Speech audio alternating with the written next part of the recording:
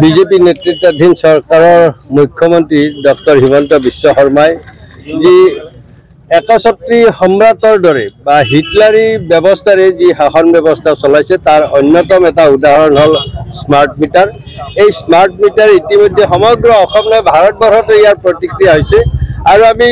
এটা বিশেষ সূত্ৰে গম পাইছোঁ যে যি কোম্পানীয়ে আদানীৰ পৰা যি স্মাৰ্ট মিটাৰ অনা হৈছে ইয়াত বহু টকা গোপনে ডিল হৈছে আৰু সেই টকাৰ কাৰণে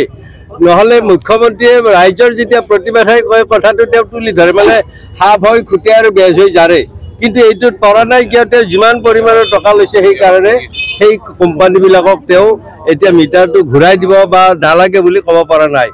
গতিকে ৰাইজক এনেদৰে মাত মাৰ হতাই নিজৰ পকেট গৰম কৰিব খোজা মুখ্যমন্ত্ৰীক আমি ইয়াৰ পৰা সকিয়নি দিছোঁ যে এই ব্যৱস্থা অতি সোনকালে তোলাই দিয়ক আৰু দুখীয়া ৰাইজক সহায় কৰক। বিজেপি নেতৃত্বাধীন চৰকাৰৰ মুখ্যমন্ত্ৰী ডক্টৰ হিমন্ত বিশ্ব শৰ্মাই যি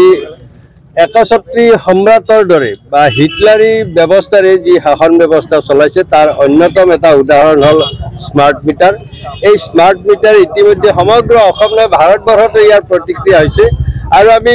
এটা বিশেষ সূত্ৰে গম পাইছোঁ যে যি কোম্পানীয়ে আদানীৰ পৰা যি স্মাৰ্ট মিটাৰ অনা হৈছে ইয়াত বহু টকা গোপনে ডিল হৈছে আৰু সেই টকাৰ কাৰণে নহ'লে মুখ্যমন্ত্ৰীয়ে ৰাইজৰ যেতিয়া প্ৰতিবাদে কয় কথাটো তেওঁ তুলি ধৰে মানে সাপ হৈ খুটে আৰু বেজ হৈ জাৰে, কিন্তু এইটোত পৰা নাই কিয় তেওঁ যিমান পৰিমাণৰ টকা লৈছে সেইকাৰণে সেই কোম্পানীবিলাকক তেওঁ এতিয়া মিটাৰটো ঘূৰাই দিব বা নালাগে বুলি ক'ব পৰা নাই। গতিকে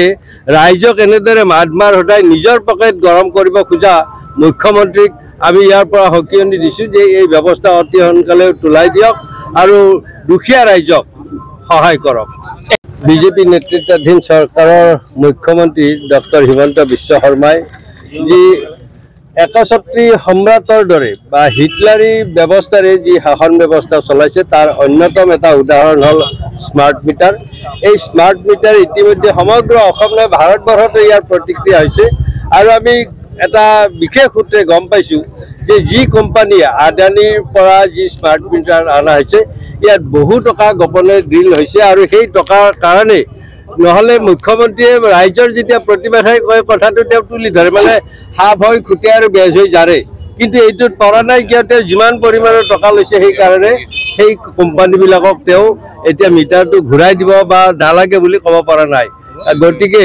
ৰাইজক এনেদৰে মাত মাৰ হতাই নিজৰ পকেট গৰম কৰিব খোজা মুখ্যমন্ত্ৰীক আমি ইয়াৰ পৰা সকিয়নি দিছোঁ যে এই ব্যৱস্থা অতি সোনকালে তোলাই দিয়ক আৰু